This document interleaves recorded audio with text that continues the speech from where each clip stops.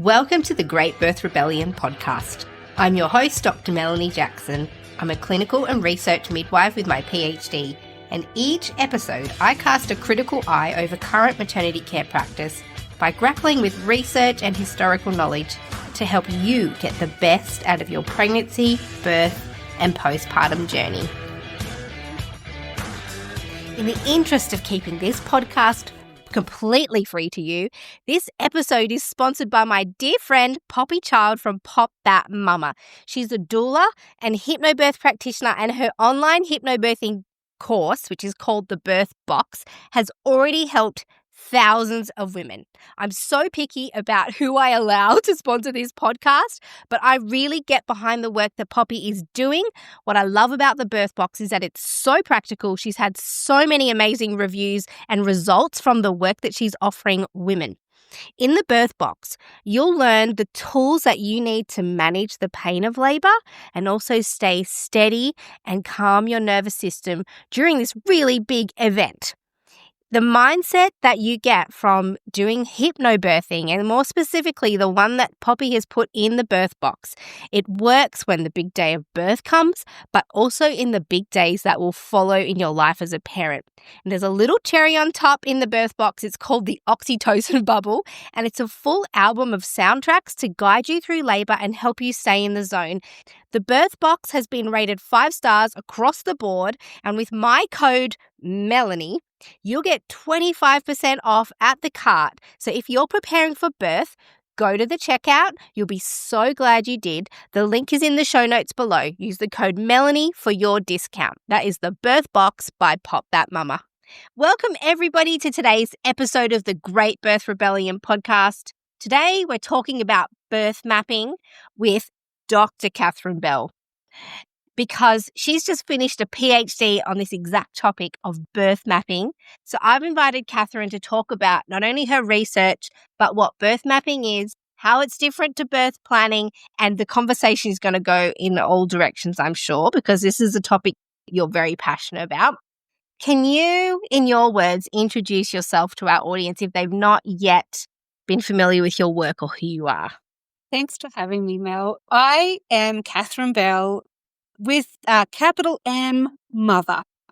I came to this journey as a disgruntled mum who happened to have a scientific background where my next step was a PhD.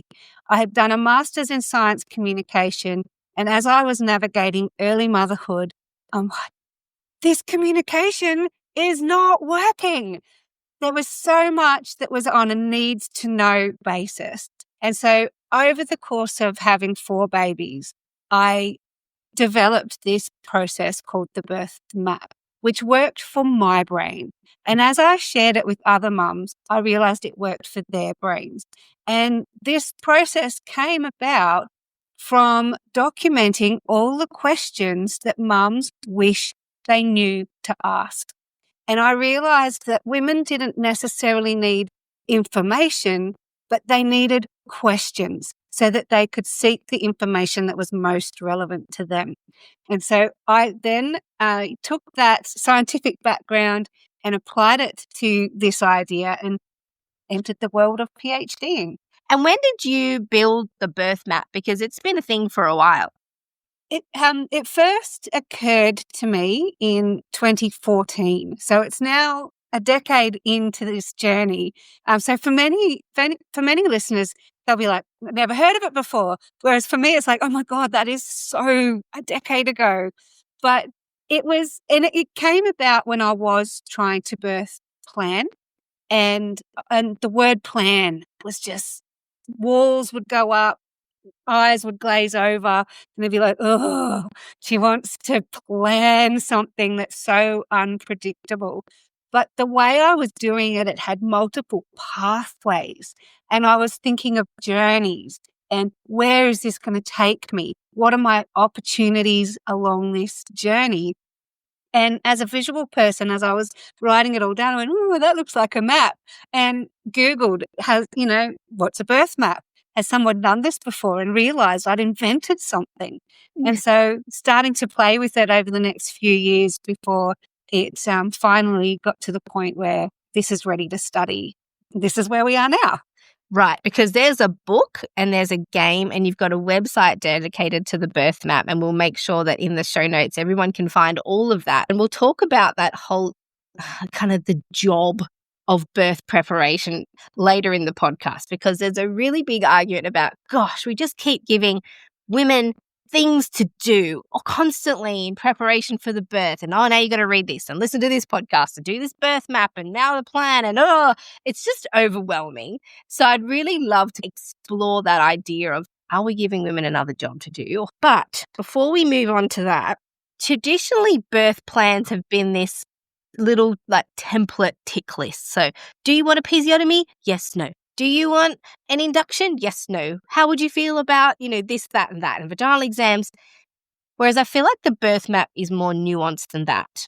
Is it sort of goes, hey, in which scenarios, yeah, okay, tick, you don't want a cesarean section as your first choice. But under which circumstances would cesarean section become your first choice? And this is a way for women to understand that decisions aren't really black and white in maternity care. They are ever-changing and very dynamic, which I imagine is where your brain went with this mind map that sort of started from a little bubble and then had all these little offshoots and went, if this, then this, if this, then that. Sort of, yeah. We've got pathways and it's possibilities along the way. But it was born out of the birth plan. So it's like an evolved birth plan. And it needed a different name because it needed to be differentiated from this vague idea of what a plan might be. And the word plan was really problematic. When I started using the word map, I found that eyes got interested, ears opened up, and it's like, oh, this sounds like you're open to flexibility. And that was the real key difference, was even though birth plans can be written in a flexible way, the word plan seemed to shut down that idea that this was a flexible thing. It was a professional autonomy was one of the things that came up in the literature, that professional autonomy was somehow threatened by the birth plan because it was suggesting that you have to do this a particular way and you have to guarantee an outcome, which from a care provider point of view, I can't guarantee that because there are some things that are unpredictable. So the birth map had started out as a birth plan template. And this was when I did my doula training in 2014. And this template was provided as part of the training. And it was quite comprehensive. But as each woman I supported, I'd say, oh, actually, I've just added a few details into the template. And then listening to more and more women, I'm going to add that in too. And then I accidentally wrote the book. So the book was, I never intended to write a book. I set up my process was to just write a really good birth plan template with all the things in it that needed to be in there.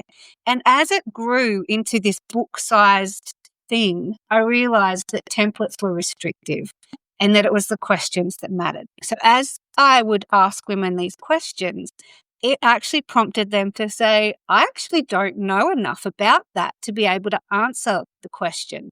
How do I find out more? Why would I say yes? Why would I say no?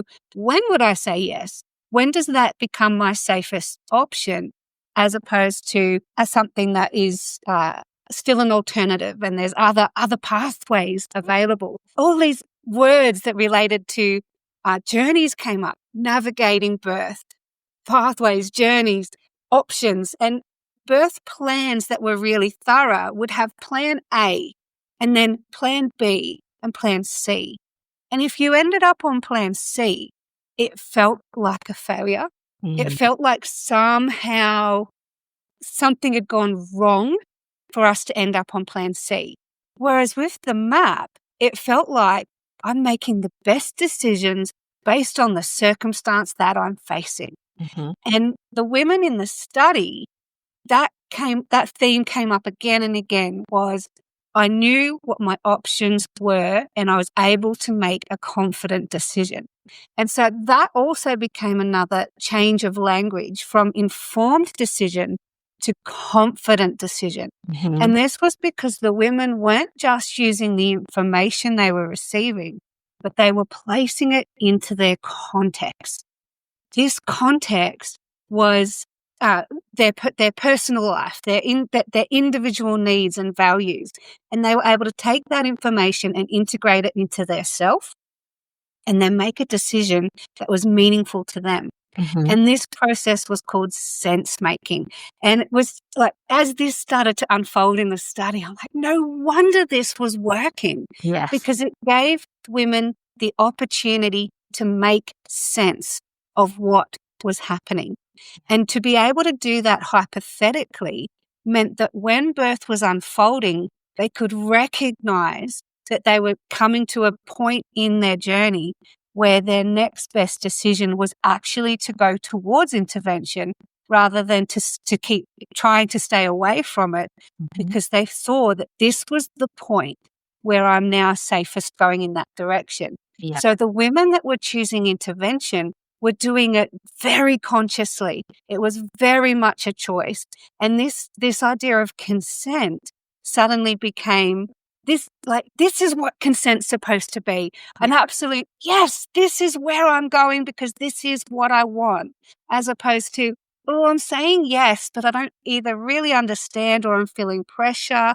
There's that undercurrent of, if I don't say yes, is something going to be, is it more tense? Is there's something that feels like pressure to say yes? Mhm. That pressure was gone.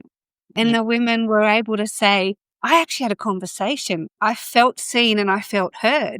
And that seemed to be the difference between trauma and acceptance.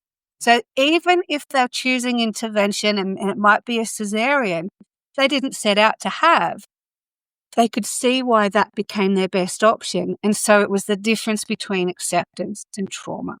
I love what you're saying, because really this whole podcast is about experiencing something great, whatever the scenario is. And people look at me weird and they're like, what do you mean? How can I have a great birth if things go wrong at every corner? And as you were talking, I was just reminded of this client that I had who had the most traumatic first birth. And she had a cesarean that she didn't want after an induction that she didn't want. And she contacted me basically saying, I need something completely different. I want my own midwife. I want a home birth. And I thought, right. And I knew how meaningful this was to her. Fast forward to 42 weeks of pregnancy and 8 days of prolonged labor with very little progress. And she looked at me and she said, I'm ready for a cesarean section. And we went to the hospital and the doctor listened to her and saw how upset she was when he told her it was going to be hours and hours before they could even offer her that. And when he did see how upset she was, he immediately went, just wait here for a second. I'm just going to see what I can do. He went away and he came back and he said, we can get you in now. If you want to go now, we can get you in now. And she went willingly, accepted what happened. She came to me with the decision of, hey, I'm ready for a cesarean. I turned up for day 8 of labor and went, okay, what's the plan? She's like, take me to hospital. And I thought, oh man, I'm going to need to work with her closely with a lot of care afterwards, because maybe this is going to layer the trauma that she had from the last experience. But she was glowing. She said, I can't tell you how great this whole experience has been. I'm so happy. And I thought, do you know what? This is not about the unplanned cesarean that she had. But the whole time she made the decisions. She knew, as you said, she knew what her options were. She decided, everyone around her rallied and went, right, the plan has changed. Her decisions have changed based on the circumstance. What can we do to make this experience the best for her? Even though it's plan C. It's like it was plan Z on her original menu, yet then by the end, she welcomed it and wanted it. And I feel like that's what you're talking about with what you just described. Yeah. Absolutely. And this is what I mean. She had a great what she would describe as a great birth. And she did all of that, what you were describing as like, okay, we've reached a fork in the road. What's the next best option? Even if it wasn't my first choice, what's the next best choice? And Absolutely. yes, I love that finding because it really explains that you don't have to have the great and most sort of the top option that you wanted in order to still have the most incredible experience for your birth. This is absolutely true. Yeah. Yes. And it's because it's a journey. Mhm. It's understanding that sometimes things unfold differently to what I may have envisaged. And there's a lesson in everything. And if we're open to it, we get to the other side and we are stronger because we were part of that transition. And that's why it's not in the study, but as a little sidetrack, that word matrescence is so powerful these days. I didn't have that word when I had my babies, but as it became available to us again, even though it's been around since the 70s, that TED Talk that brought matrescence back into the vernacular. And that word was an anchor. It's we are going through a transition. There is a journey here, and a challenge means growth. And like, how exciting is that? And we don't give that gift to women when we, in sort of the standard approach to birth, it's like, oh, painful, difficult, as a bad thing. It's like, this is an opportunity for growth. You are becoming mother. This is incredible. And so you created the birth map and then you thought, mate, I need to test this thing. Is it good? Is it valuable? Is it offering any benefit to women? And so this is what you did. Your whole PhD is kind of testing the concept of a birth map. And then so we've got a paper that came out, and we'll absolutely link that in the resource folder, and everyone can read it. It's full text. It's like you could just find it online, guys. One thing that you mentioned in the paper that you found is that the negative experiences that women had with the map weren't related to the kind of the product itself. It was more related to a communication issue between the woman and their practitioner. I don't want to use lack of respect for the woman's map, but the woman didn't feel like she was able to communicate the work that she'd done and have that practitioner work with her in that journey. Can you explain what happened when some women, not all women in the study, didn't quite get the attention? In the story I described, that woman had me as her midwife and an attentive doctor who like made things happen and who listened and really helped facilitate her plan. What happens when women don't have those people? Yeah, it's this was perhaps the most critical finding, because this is the finding that needs to be addressed in a systematic change way. I really would have loved it if the finding was birth map, magic, have that, do that, here's the book, problem solved. But it only builds half of the bridge. And for women in fragmented care and in private obstetric care, there was a barrier that came up commonly in those care models, where short appointment times and dismissive care providers, not necessarily disrespectful, but dismissive care providers. And this dismissal could be done very gently, very nicely. And it might look like the woman came in with her questions. She had a hypothetical or a what if scenario that she wanted to map out. And she would ask her question, and the response she would receive would be something like, that's what you've got me for. I'm here. Don't worry about that. If that were to happen, we'll deal with it at the time. And in the moment, this was received as reassurance.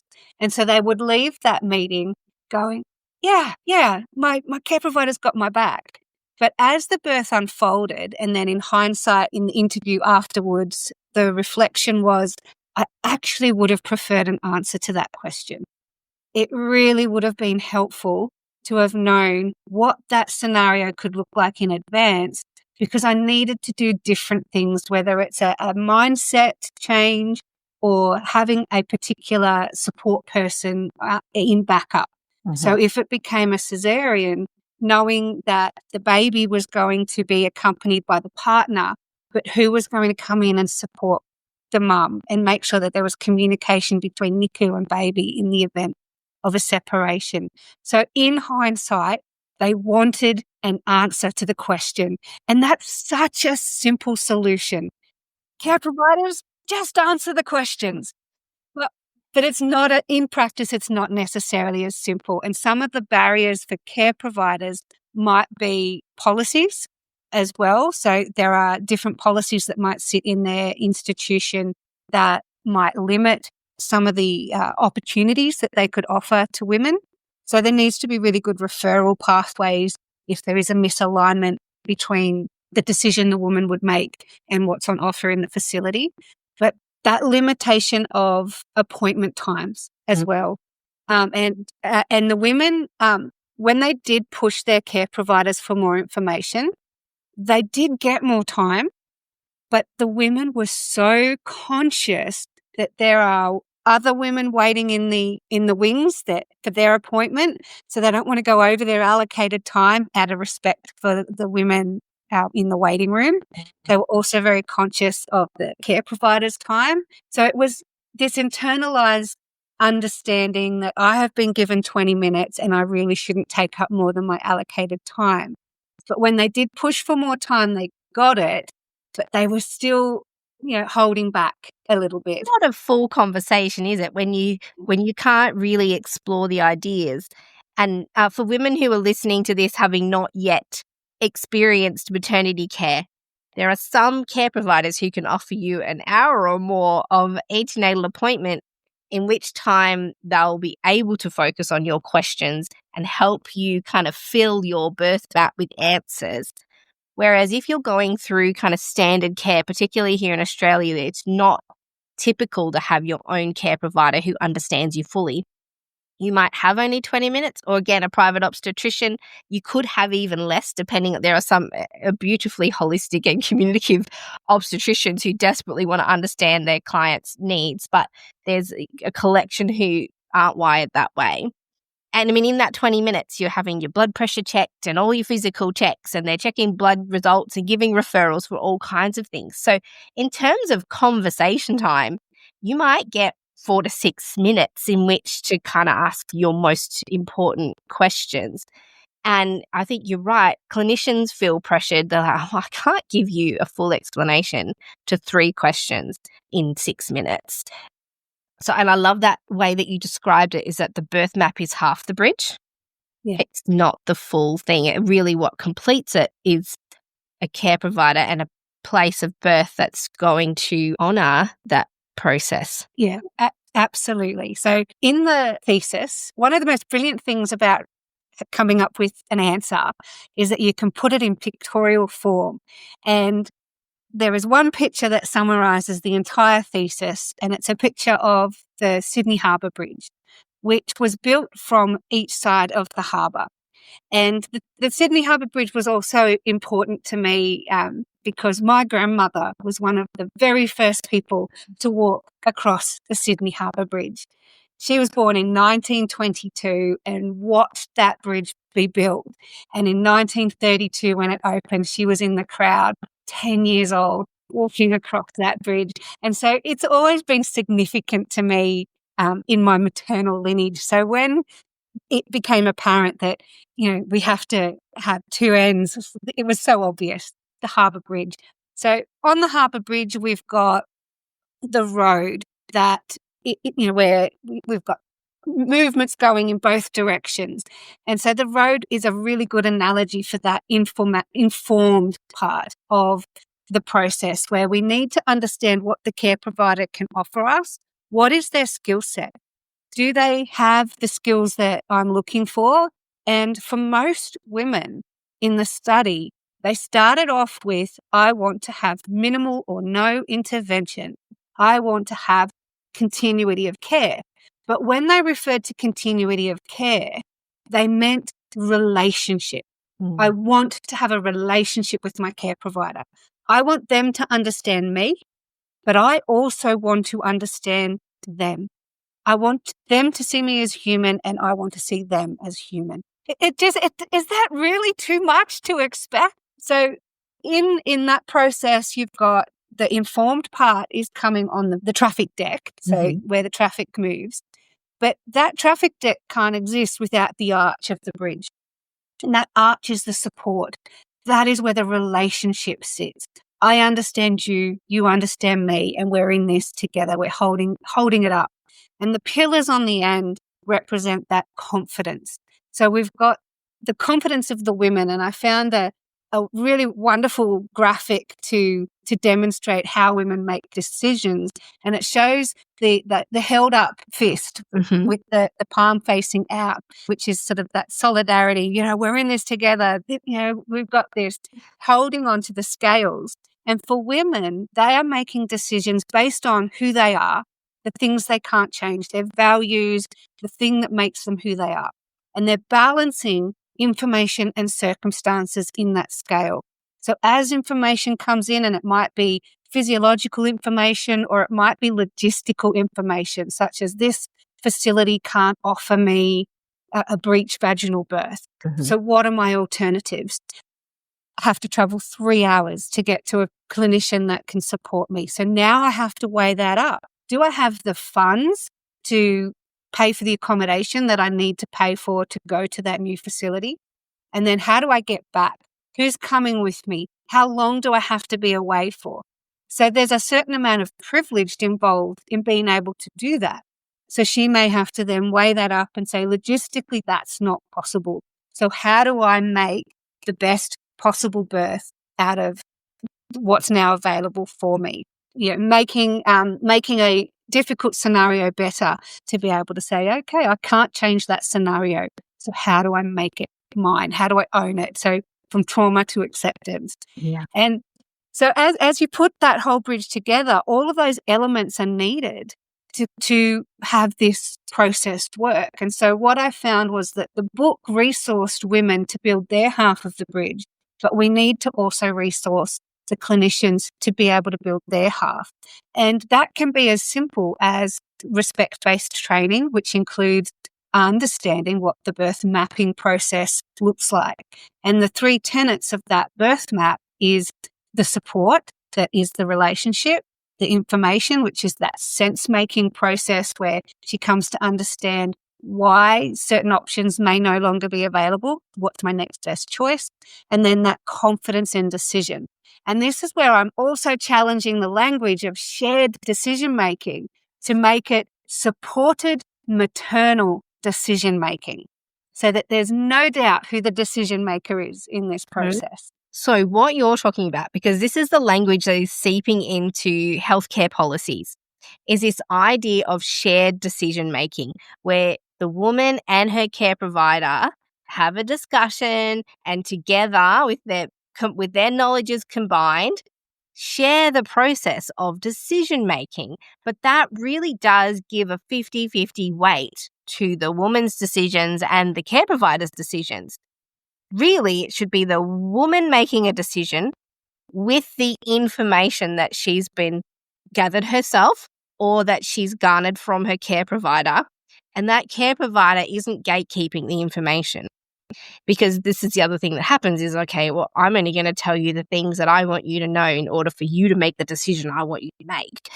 It's a relationship where the care provider goes, look, I actually am not personally invested in the decision you make. I'm here to facilitate whatever decision you make and give you as much information as I have so that when you make your decision, it's not a reluctant yes. It's a like, do you know what? With all this information, I've decided this is what is actually best. It's not my first choice. I'm really disappointed I had to make this choice, but the thing I'm choosing is this option.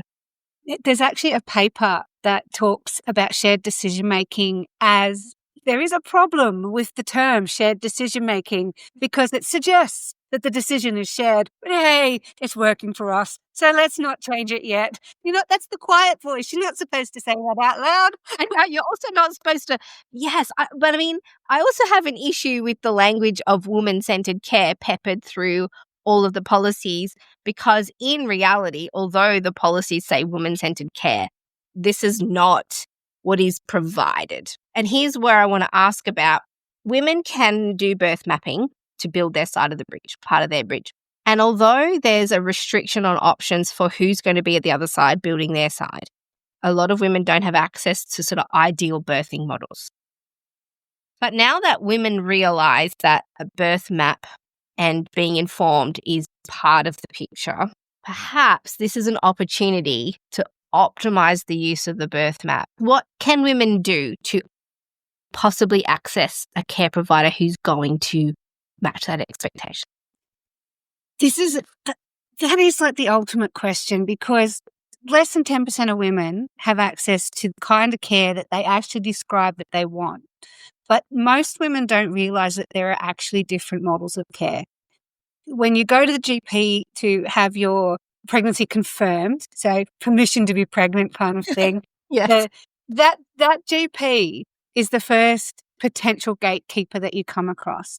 So if the GP is not aware of or doesn't approve of certain models of care, the question might be, do you have private health cover? If the answer is no, here's your referral to the nearest public hospital. If it's yes, here's your referral to a private obstetrician. And you're, as a first-time mum, assuming that you're being offered the best options, and there's an assumption, and not an unreasonable assumption, that you are going to be receiving personalised care in that system.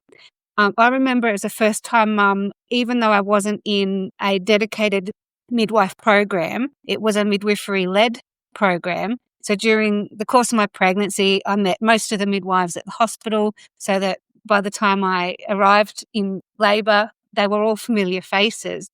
But the assumption I made was that I would be allocated a midwife on the day, and she would be with me uninterrupted for the whole journey.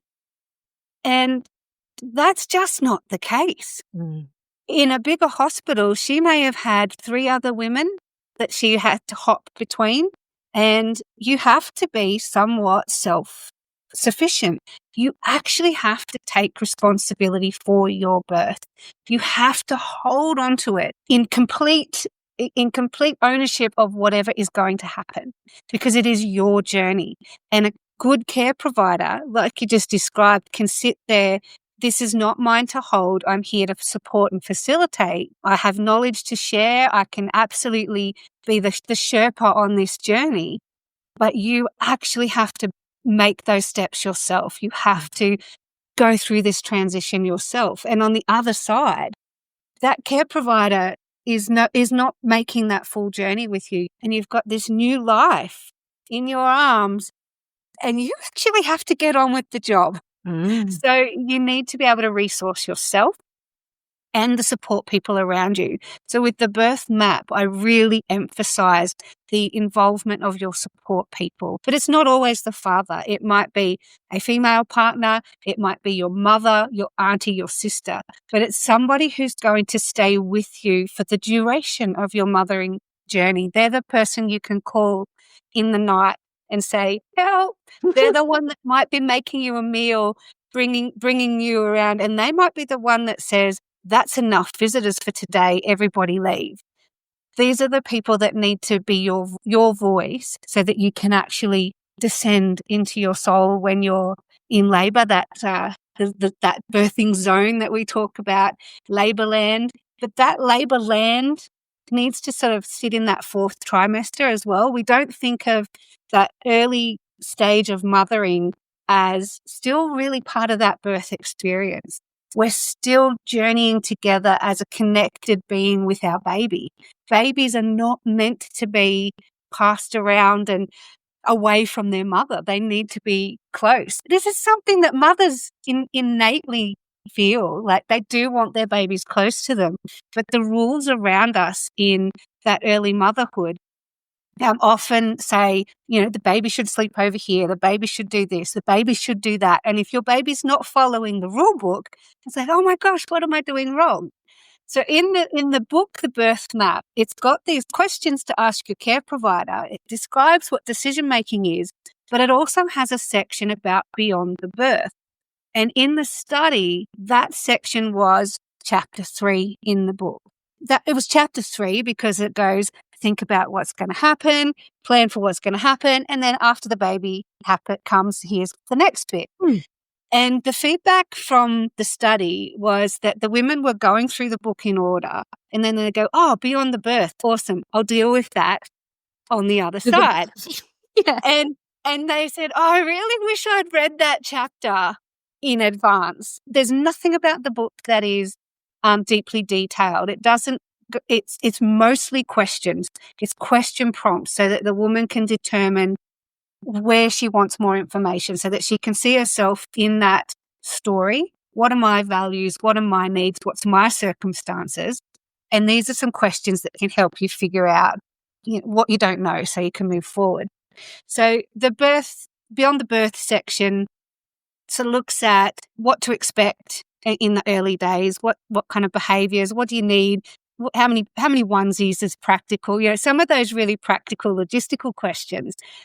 Talks about having a gathering of women. So in the book, I've neutralised things and we just call it a gathering of supporters. Yeah. So what do you need to do to bring your team together? So that village that we talk about in the afterworld of of after you become a mother. Life before children, life after children. What does that look like? So one of the biggest changes I've done with the book post-study is chapter 3 is now chapter 1. Right. We start with beyond the birth. Where are we going? Because we discover so much about who we are when we start to consider what's coming on the other side of this birth. And that's a process called coherence. It's about creating this sense of self, who I am, where I'm going, what support do I have, and what is my reality on the other side? Because so much of that will impact many of the choices that can be made during the pregnancy and then that labour as it unfolds. That idea of starting where the destination is, how can you possibly build a map if you don't even know where you're going? What is great about this is that you allowed the research to manipulate the map. And this is what makes the birth map a more evidence-based way of mapping and planning your birth, is that it's been tested, the feedback has been received, there's been alterations made to make it better than it was. And as you were talking, I was just thinking, gosh, do we need to change it from the birth map to the matrescence map? Oh, wouldn't that be lovely? And the point I want to bring us back to for a second is this moment at the GP when you're given permission to be pregnant. I think this is like the pivotal, one of the moments in the birth map where you could go this way, or this way. And as you rightly said, women aren't given the full menu of what's even available to them in their area. They're given the menu of what the GPs managed to garner from their own education and experience. And if they're not particularly interested in midwifery models of care, or they don't understand the services around them, like the opportunity, maybe your hospital has a free continuity of care program where you can get your own midwife, or maybe they even have a home birth program that perhaps the GP didn't even think to mention because they don't believe in home birth. I mean, I've had clients who went to their GP before, when we used to have to get referrals, and the GP said, I don't believe in midwives. I'm not going to send you to a midwife. So immediately, just even knowing that this person who you've gone to give you guidance as to next steps is possibly only offering you the information that they know or that they support. And so you mentioned about women taking responsibility. Do a quick Google. What services are available around you that you could choose and immediately start yourself on a different path in your map? And we will get to the rest of your findings, but early in the piece in your paper, you talk about power balances in maternity care, and that a power balance is a pivotal to how your preparation for birth is going to pan out. Can you talk to us about what you know of, like throughout your doulaing journey and all your education? What do you mean by a power imbalance in maternity care? It's I like the way Rhea Dempsey refers to it. She calls it the veil of acquiescence. And it is this mindset that comes over us when we step into the doctor's office, and this happens from before pregnancy.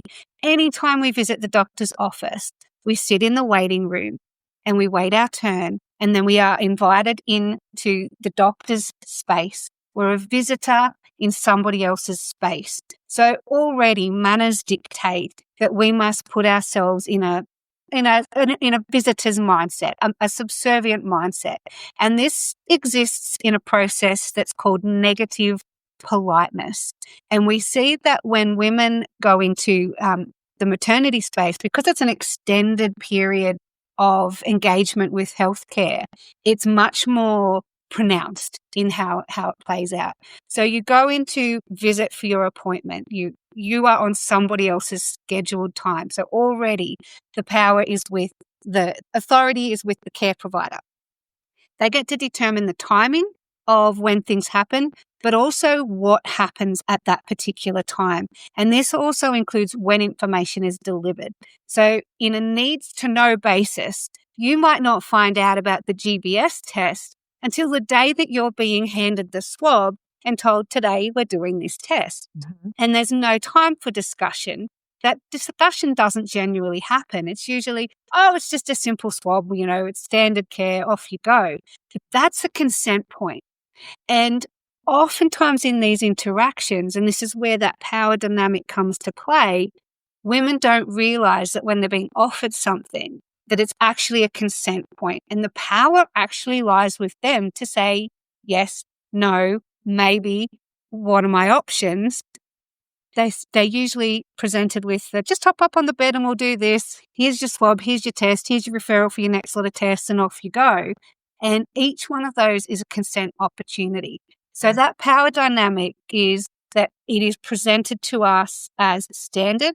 And the problem I have with consent is that it assumes the yes. It's whether it's sexual consent or consent in healthcare, that starting point of consent says there's an expectation that you will say yes.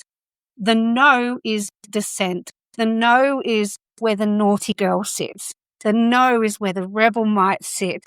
But if she's not saying no in confidence, often I find that the care providers will document that no if it's said confidently without question.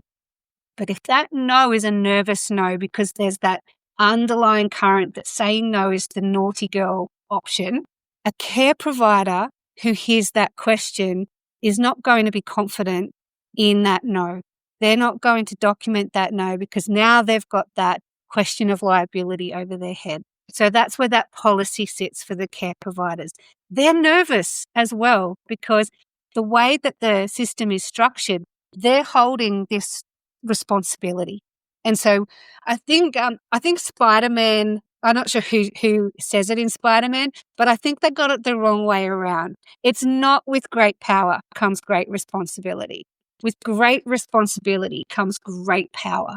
So the care providers have this perceived holding of the responsibility because this consent process is about relieving liability. It's about this idea that the liability sits with the care provider, except that consent means that you're the decision maker, which means that that decision is your responsibility. So in reality, we hold the responsibility ourselves, but we're not given the means to hold it. It's heavy. It's a lot to hold. So we tend to hand that responsibility over to the care provider really willingly. And in doing so, we hand the power over. And we can take that power back by saying, I'm actually going to take responsibility. But how do I do that? I need to know the questions to ask. I need an overview of where we're going to go.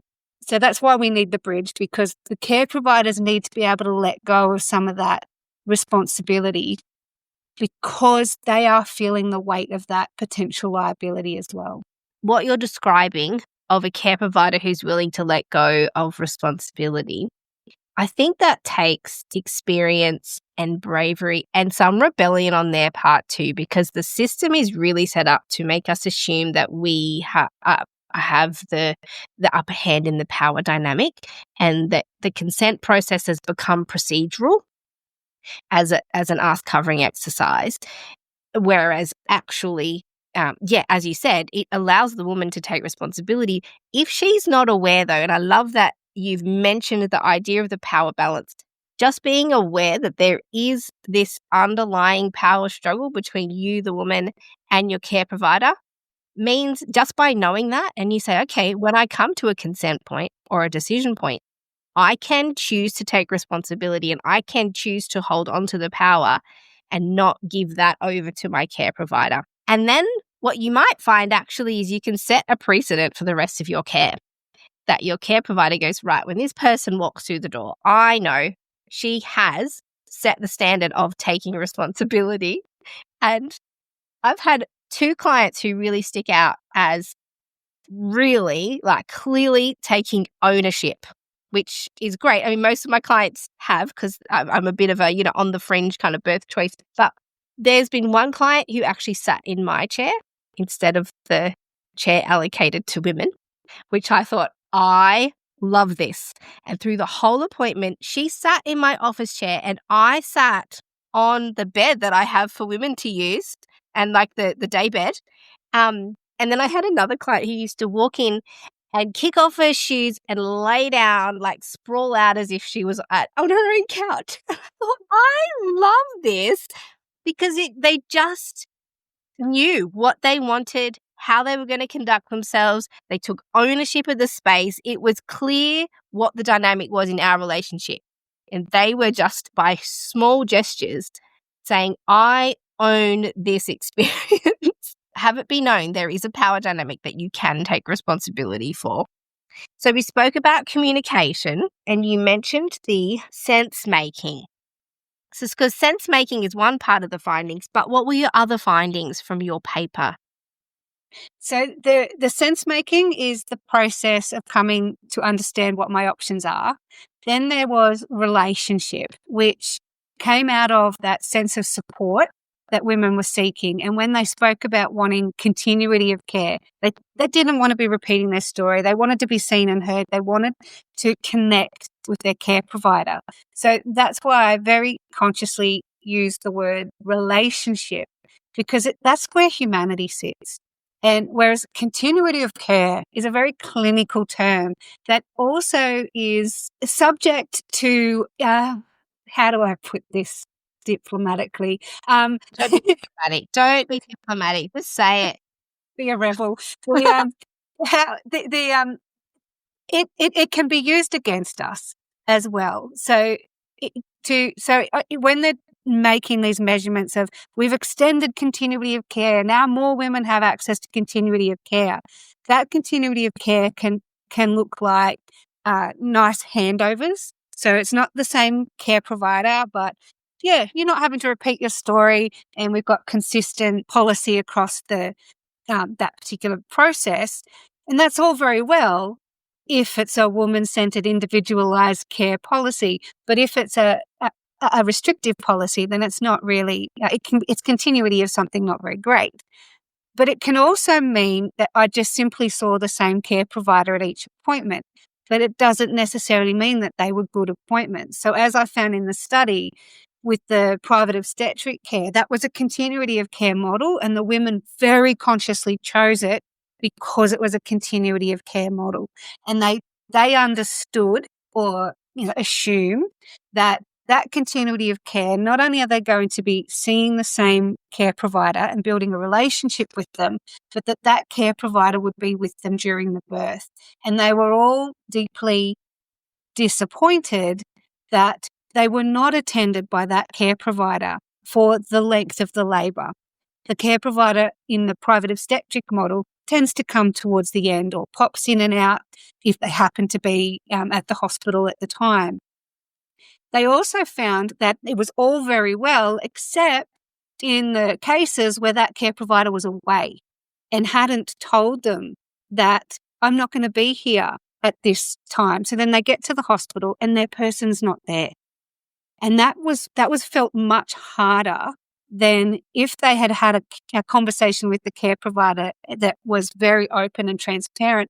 I'm going to be away at this time, and I would like you to meet the backup obstetrician. This is who you'll meet on the day. What they wanted in reality was a relationship, somewhere where there was an honest transfer of information, not just about the pregnancy, but about the logistics that sat around that pregnancy as well. Then the other key critical component, and all the elements overlapped, none of them could be considered separately. The other element was that confident decision making, which was what I now phrase as supported maternal decision making, because we need to know that the woman is the decision maker. And throughout the thesis, I refer to the decision maker as that role, because that really elevates her power. She's not a patient anymore. She's not a consumer or a receiver of care. She is a decision maker in seeking care from a provider who has a skill set that she is seeking for that journey. So that change of mindset and using the phrase of decision instead of consent. So in that part of the finding, when it came to the decision making, was really consciously looking at any consent point as a decision opportunity, that this is an opportunity for you to direct the next part of your journey. But those decisions can't be considered in isolation. And as the women talked about the need for that sense making along with the relationship to make that confident decision, what they needed was, what will happen downstream? What happens if I say no, how will that change the options that are available to me in pregnancy and then in the labour? And if I say yes, how does that change my options? So by saying yes to an induction, we know that that birth is going to look different now. It's no longer a physiological pathway, but a medical pathway. So in the book, it breaks down the different birth journeys as your physiological pathway, and post the study, the language has changed in that as well. So the book that was evaluated talked about a fast birth pathway compared to a vaginal birth pathway, compared to a cesarean pathway. And so that was framed as fast expected contingency. So the assumption that a cesarean is always a contingency, but there are some women who would choose a cesarean as their first choice, not as a contingency. So that language was not quite working. So post the study, it's been very neutralized, and it's physiological, a medical for medical vaginal, and then the cesarean pathway. And there's no weight on those pathways. We're making the best decision based on the circumstances. But once we say yes to an intervention, we shift from that physiological pathway onto the medical pathway, and you can't go back. So there are some options that are now closed to us as we move through those choices. Logistically not possible. So now what are the options that are still available to me? And the really critical decision point seems to be around the epidural zone. Yeah. So this might come up in the slower birth. So in the first version of the book, fast birth was a big kind of, and that was partly because my personal experiences. I've got 4 babies and 10 hours of labour under my belt. In total? Of 4 babies. Yeah. So it's like, I don't really get labour. Like that scene out of Monty Python. Can somebody get that for me? And so fast birth was something that was really important to me to include in there. I also live in the country. So everybody I know has to travel at least an hour to get to a hospital to have a baby. And so it's really important to have a preparation for, what do I do if this is a birth before arrival? Birth before arrival as a country woman it is remiss to not have a preparation for that. And for some women, that when they're weighing that up in their own circumstances, that means I do want an induction, because I do not want to risk that birth on the side of the road. But for other women like me, it was, okay, I get it. I can just get on with that. And I was comfortable if I have to do this on my own, I can. Mainly because, and it was a good thing that I did, because baby number 3 was a silent first stage. And we pretty much skipped to that's coming out, right? That's not a poo. And ta-da, there's a baby. Yes. So for me, the fast birth pathway was a really important inclusion. But post the study, there is now a slow birth pathway. And this is the pathway that's really the most critical, where the mapping really comes into play. We are going to map out pathways. 90% of them we will not use. We will not journey on 90% of the pathways we map out. But we are going to be really grateful for whichever one we mapped out, because we are now able to know where I am in that journey and what my options are beyond that point. So the slow birth pathway, where the epidural can sit, that can be a really critical decision point for many women. If an epidural might be an opportunity to rest, and we might still go on to have a vaginal birth. But the epidural turning point may also be the point where a woman says, I'm calling it, and I actually want that cesarean, and she can ask for it. And that's like a mind-blowing alternative to be able to say, now that these interventions, they're not just about a doctor making a recommendation, but if I understand what my options are at that critical point, I can say, I'm ready for a cesarean now, because I'm not open to the pathway of potentially the forceps delivery that might come after an epidural. I'm now tired, baby's getting tired. It might become quite urgent, and then I no longer have the option of a cesarean because the baby has descended so far, and now things are happening really quickly.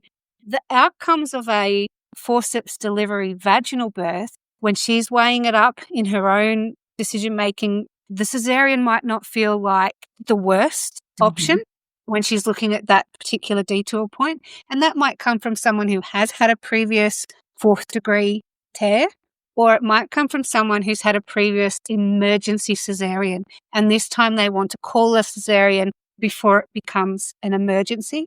Only the woman on that journey can make that decision. But she can't make that decision if she doesn't know what the different pathways might look like for her.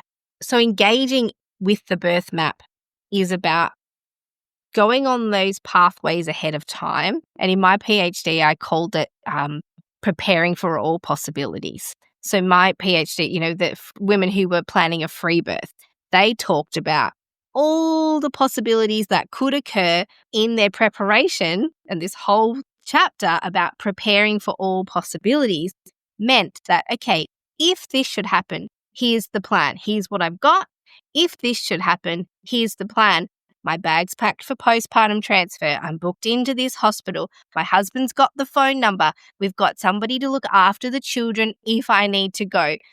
We've worked out a way to measure blood loss if I need to. Hey, we also took a resuscitation course because I want to know that I can resuscitate my own baby if I need to. This is not a unique journey to be planning for all possibilities. And that's what the map sounds like. For women who even say, look, I don't want to have a cesarean, so I'm not even looking into it. It's kind of like, ooh, you might want to, because there might be a moment where a cesarean becomes the best possible scenario, and you need to know if you want a general anesthetic or a spinal anesthetic. Do you know anything about those? And like, oh, I don't. I don't want to be making that decision after a long labor. So I think what you're describing is for women to explore the possibilities before they have to make decisions, so that when and if they're in a scenario where things have to change, they can confidently say, look, I've thought about this scenario, and as I thought about that scenario, this sounds better to me than that option, and so that's what I'm going to decide. Yeah, absolutely. And that's where the game of birth comes in. Tell us about the game, because there's a book and then there's a game. I'm such a nerd, but it is based on a choose your own adventure process. And I used the mother-baby report statistics to develop the game, so that every roll of the dice, which is the bits we can't control, sets up a scenario and then gives us the choices that we would have in that scenario. And it allows us to sit hypothetically in different scenarios. But because it's statistically based, it means that what happens next will start to become channeled towards where those statistics lie. So once an intervention occurs, the likelihood of things becoming more intervened with increases. Use a 20-sided dice, so anything up to 5%, comes into those statistics. So anything that's got at least a 5% chance of happening can roll up in those statistics. And it can put us in a difficult situation, but because it's hypothetical, it's safe. And we can say, hey, yeah, what would we do in this scenario? You know, this one's really tricky. And then they can go to their care provider and say, what would this look like in this particular facility? And that might be the answer is, if that happened, we actually need to transfer you and you would go to this hospital. And so the logistics around that then become, well, how do we get to that hospital? How do we get home from that hospital? How does that change? What if mum is in one hospital and baby has to go to another? How can we manage that scenario? And if breastfeeding is important to a mother, how does the birth then impact the breastfeeding journey? So how can we then continue this mapping out of possibility? And for me, it was still not called a map yet, but it was this multi-pathway birth plan when I was pregnant with number 3. And my worst case scenario, and it happened to be on the day that the student midwife was sitting in on the appointment. And this is my worst case scenario. The labour has got to a point where I now need an emergency cesarean under general anaesthetic. It's life-saving. Horrible circumstances have happened. Baby's gone to NICU and I'm in a coma. It's like, right. I'm not actually afraid of this scenario, but I'm being really thorough. So the first thing that happens is that gentle, dismissive, oh, if that happens, that's what we're here for. And I said, but if that happens logistically, there are several things I need my husband to be prepared for, because it is absolutely critical that I'm able to breastfeed on the other side of this. I can handle that an emergency might happen, but if I can't breastfeed on the other side, someone's going to have to answer for that. And really cranky about it. And I've been very upset. Yeah. And so what I wanted for that was that who was going to be in the room? I was in a continuity of midwifery program, so I had an allocated midwife, and I was going to go through the birth centre. So what would happen? She said, well, obviously we'd be moving from the birth centre into this part of the hospital, but I would travel with you. Excellent. So you're able to advocate for me in this scenario. Well, this is what I want to have happen. Can the baby, let's assume the baby is well, can the baby be put on my bare chest and do the breast crawl? Is that something that can be facilitated? And she's like, well, we could. Yeah, we could facilitate that. Awesome. Okay, if the baby's not well, I would like you to express my milk or show my husband how to do it, ideally. Like, I'd prefer it if he was doing the touching or my midwife. But please get my colostrum and give my colostrum to the baby using non-bottle methods. She said, we could facilitate that. Absolutely. And I said, okay, I've never been able to express a drop in my life. I've breastfed all my babies, but never would my body release the milk unless the baby was there. So I was really hoping that the coma would really help in that situation. If I take my mind out of the scenario, maybe my body would just give the milk out. But if that doesn't happen, my friend is going to come in. And this woman could, she had produced enough milk. She could have fed the whole country. And she was absolutely like, yes, Catherine, I'm there for you if you need me. So I said, my mate is going to come in and feed the baby. And that's where I got a hard no. And I went, okay, well, in that case, I'm going to bring in some of her milk. And they're like, look, any milk that comes in, as long as it's got your name on it, no questions will be asked. And because I already had children, the chances of having a stash of milk, I'm like, cool, we're going to be bringing in some milk. And I would rather use that before we go to formula. So that's the World Health Organization 5 steps. First from the mother directly, then from the mother expressed, then from another woman directly, then from another woman expressed, and then formula.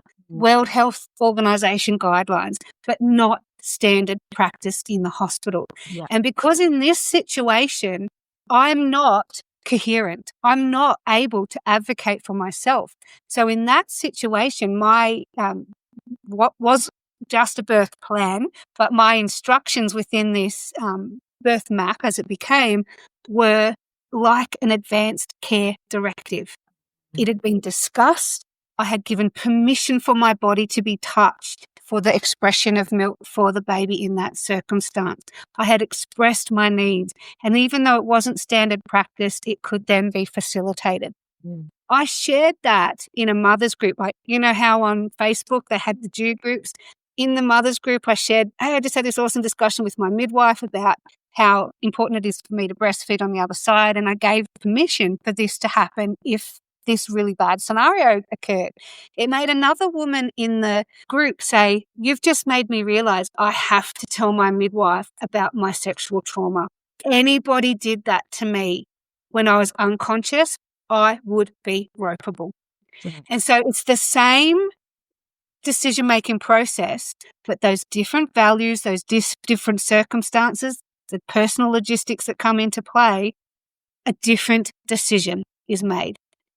Both of those decisions are valid and correct. There's no one way. And I imagine that, let's hypothetically say that scenario did play out and you woke up and someone said, hey, here's what we did. And it matched every one of the points and decisions that you had made. I imagine that you would have a sigh of relief and go, great, thank you. My care was great, even though I had a cesarean and was in a coma and the worst possible scenario played out in a clinical sense. That's still a great outcome in a way where you go, it's the difference between trauma and acceptance. Exactly. I planned for this, that I knew this was a possibility, but in this scenario, we made the best out of it. My baby still got colostrum. Everybody did exactly as I asked. Like, this is the type of care that women could look back and go, "Ooh, wasn't that great?" We've been talking for some time. I'm aware that we could keep going. But is there anything else that you think there's just this whole other thing that I have not yet explored from your research that we could kind of wrap up with? I think we've covered everything in the research, but the potential this research has and the potential that the book and the game has now for healthcare. This is my vision. Yes. Now, if I was in charge of the world, this would be happening now. My vision is that those mother-baby report statistics will start to mirror the decision points in the map.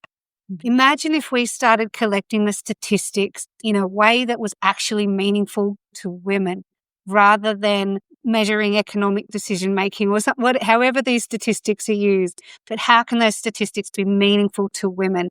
It would also make the game much easier to update. But my vision is also that every woman in Australia will have access to this book in some format. At the moment, it's only available in English. That will change. It's also only available in this sort of book format, which doesn't appeal to everybody. So audio options would be great. I've created a prototype of an opportunity that takes the book and the game and puts them together online. And this prototype is available in my member area, which is free to access. The reason it's in a member area is because I'm collecting data, as all good scientists does, of where the people are who are accessing this resource.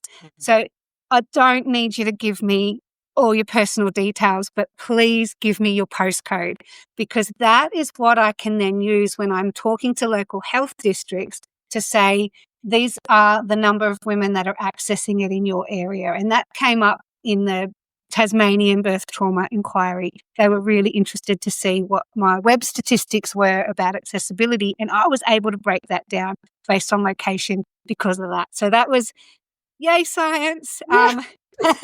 Data is what helps drive the change we need in policy.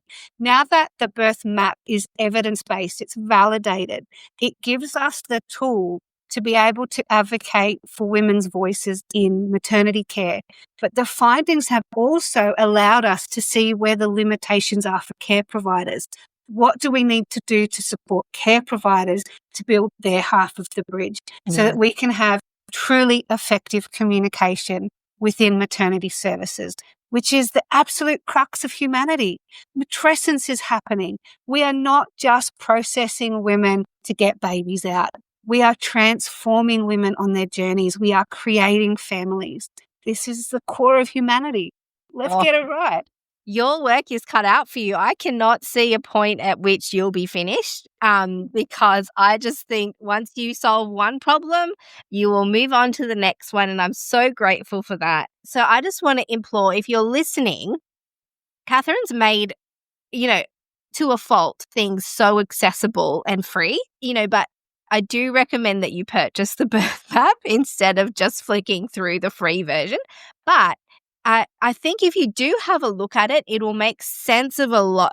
I'm a visual learner as well. I kind of need to see what is she talking about. But I will put all the links in the show notes so that you can find Catherine's work. You can read her papers, have a look at the birth map, explore the game, which I can also see as a great opportunity to discuss this with the other parent of the baby. Yes. Even if they're not going to participate in reading the birth map and doing all that kind of mental gymnastics that happens from that level.